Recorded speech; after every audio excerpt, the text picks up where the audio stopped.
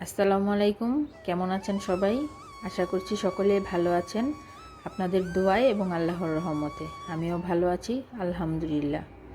গত বেশ কয়েকদিন যাবতই কিন্তু প্রচুর পরিমাণের বৃষ্টি হচ্ছে। এই বৃষ্টিতে ছাদ বাগানে আর আসাই হয় না।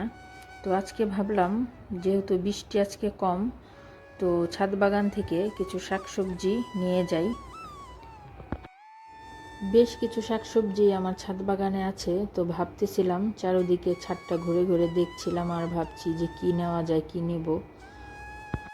তো দেখলাম ঢেঁড়স গাছগুলোতে বেশ কয়েকটা ঢেঁড়স বড় হয়ে যাচ্ছে।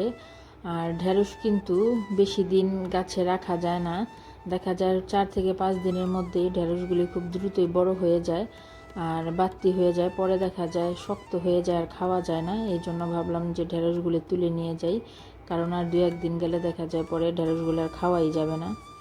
দেখেন ছাদ বাগানের ঢেঁড়স গাছগুলি বেশ বড় বড় হয়েছে আর গাছগুলি কিন্তু অনেকই বড়, আমার থেকেও বড়। এক একটা গাছ 6 থেকে 7 ফিট হবে উঁচু হয়ে আমার পারতে হচ্ছে দেখেন। তো মাশাল্লাহ ঢেঁড়সগুলি কিন্তু খুব বড় বড়ই হয়।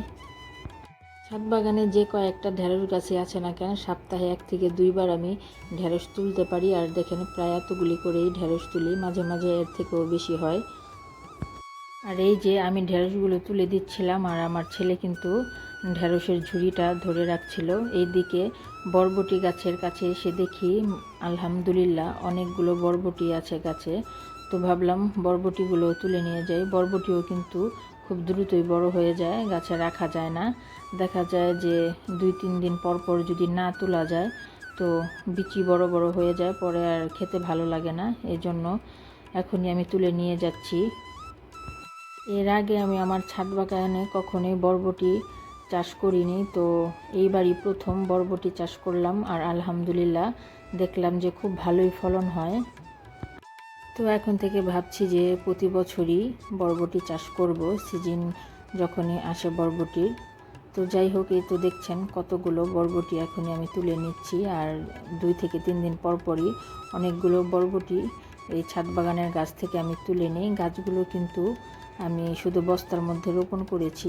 দেখেন মাশাল্লাহ কতগুলো বরবটি তুলে নিলাম। আর এই যে আমার কুট্টুসটা আমাকে গাছ থেকে একটা নয়নতারা ফুল এনে পেড়ে দিল। এই তো ছাদ বাগান থেকে আজকে বরবটি আর ঢেঁড়স হারভেস্ট করে নিলাম। তো আমার আজকের ভিডিও এই পর্যন্তই ছিল। আমার সন্তান এবং পরিবারের জন্য দোয়া করবেন। আমিও দোয়া করি আল্লাহ তাআলা আপনাদের সবাইকে ভালো রাখুক, সুস্থ রাখুক। আল্লাহ হাফেজ।